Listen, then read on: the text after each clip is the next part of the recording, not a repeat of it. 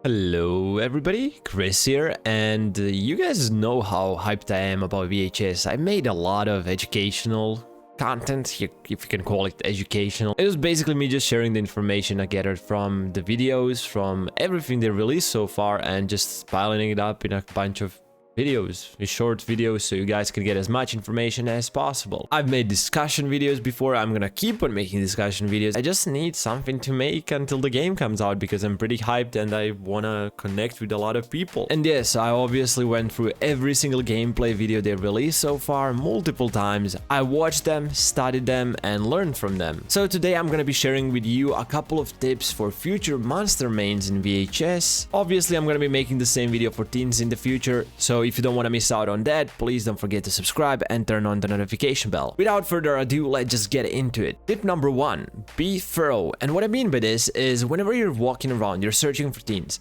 please make sure to pan your camera every now and then. You don't have to go through the whole room and search behind every single desk, behind every single thing. You don't have to go through every locker, but please make sure to pan your camera. There's a bunch of small places where teens can hide really well, and what I've noticed inside of VHS, even the developers with thousands of hours in the game will hide, because this is the best course of action. In d.a.r.t. you usually have pallets around yourself, you have windows you can rely on.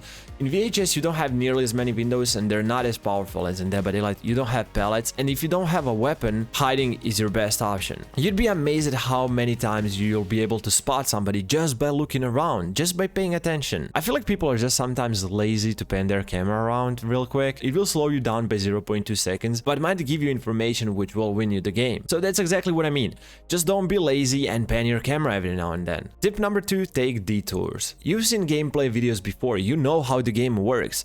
Teens will try to corner you, they will try to attack you, they will try to lead you into a trap. The best thing you can do is whenever you feel you're in danger, you feel something's coming, your gut is telling you don't go that way. You can play around the corners, you can literally go the other way around. If you think you know where the teen is heading, you can try to cut them off from the other side. And by doing so, you might be able to mess up their ambush. They were planning on you heading that exact way, and if you go behind them, they might not have time to react. Of course, this will require a certain knowledge of the map, so please be sure to pay attention when you play the game. Try to memorize as much as possible, as many doors, as many hallways, literally any small thing that can lead you to a certain spot faster. You should learn them so you can take detours and throw them off guard. Tip number 3. Be patient. Your powers is what makes you strong. Both w.a.r.t. and Werewolf have something to fight off weapons. Let's say you're playing w.a.r.t. and you have your acid armor on cooldown, yet you're really close to the teen and there is a really good chance you can land a hit, but they do have a weapon they can fight you off with, and even if they don't, there might be somebody behind the next corner they're heading towards. Just because you want that one hit so badly, you might lose one of the stigmas. One hit is not worth losing a stigma over. Even if you're 90% sure, isn't it better to play off your cooldowns? Just wait 2 extra seconds behind that corner, armor up, and you can still catch up to them, or maybe catch somebody else who was waiting behind that corner to ambush you. I mean, I'm just giving you an example here. Being patient generally is a really good thing. Whenever you feel like there's something off, play off your powers. Wait for your cooldowns, they can help you a lot. And the tip number 4, learn to let go.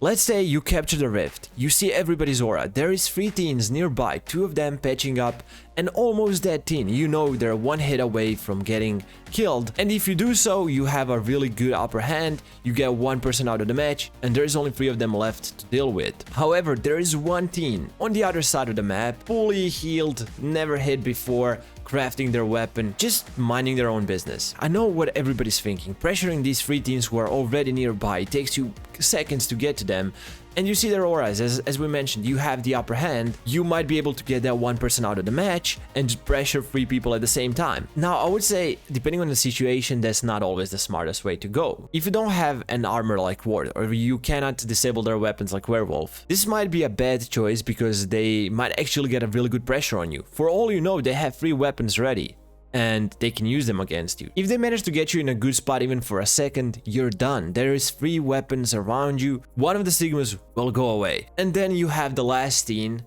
who's on the other side of the map, who's gonna finish the weapon because you messed up, and they can fight you Again, I would say go for that one person who's crafting a weapon. If you're lucky, they will not even be able to craft it in time. They're really far away from everybody. There is no way any of the teams will be able to join them in time before you get a down or whatever. Basically immobilized, and then the other teams have to work around helping them while crafting weapons, and everything just goes into chaos for them. I gave you an example where you will have to think things through. That might be wrong here. I'm just trying to give you an example where you have to learn to let go, because everybody wants to go and pressure 3 people at the same time. They want to grab that easy kill, what it seems like an easy kill. There is a chance you might be able to get a good pressure on them. You might get a kill on that one person and you're in a really good spot then. But learning to let go in certain situations can definitely help a lot. It's the same as if you were chasing a teen, you already injured them, they're really close to you, you feel like you can get an easy down, they go behind a corner where it's a really good place to ambush. If you get ambushed behind that corner, you lose 1 stigma.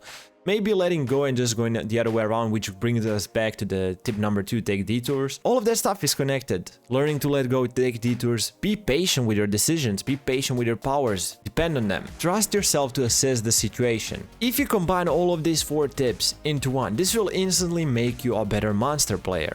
Hey, I might be wrong here, I never played the game myself. This is just something that I deducted and wanted to share with you. If you find it dumb, unhelpful, and don't want to listen to it, you don't have to. That's fine. You can diss on me in the comment section, I don't mind. But in case you did find it helpful, please consider liking, it really does mean a lot. If you have any questions, if you want to add any tips, if you want to talk about it, comment section is wide open, use it as you will. And once again, if you don't want to miss out on any future content that I'll be releasing, please don't forget to subscribe and turn on the notification bell. All that being said, wishing you all a beautiful evening, and I guess I'll see you in the next one. See you.